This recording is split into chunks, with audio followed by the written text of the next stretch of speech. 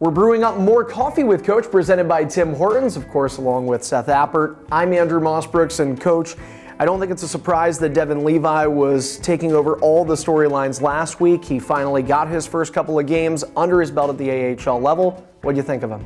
He was really good. He was really good in his attitude all week.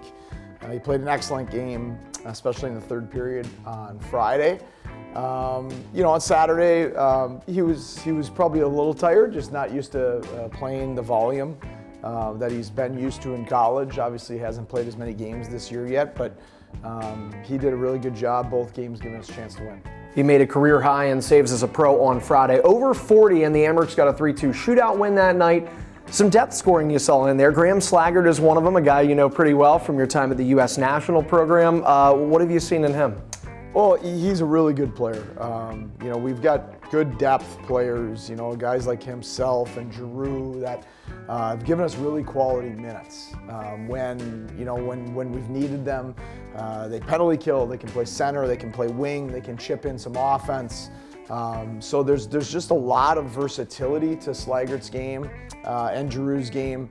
Those guys give us real high quality minutes when they're in there for us. And guys, I'd throw a Tyson Kozak in there as well, Alexander Kisakov. When you look at depth, I was thinking about this the other day, guys like Max Talbot aren't your highlight goal scorers, but they've scored Stanley Cup clinching goals. How important is depth in a long season like this? Oh, it's huge. We've already seen it in the first quarter of the season that we've been tested with our depth. That you've had, Riley Fiedler-Schultz has scored goals for us, and Don Mersch came up and he's on the score sheets. And you're going to need. It's just the nature of the American League, especially.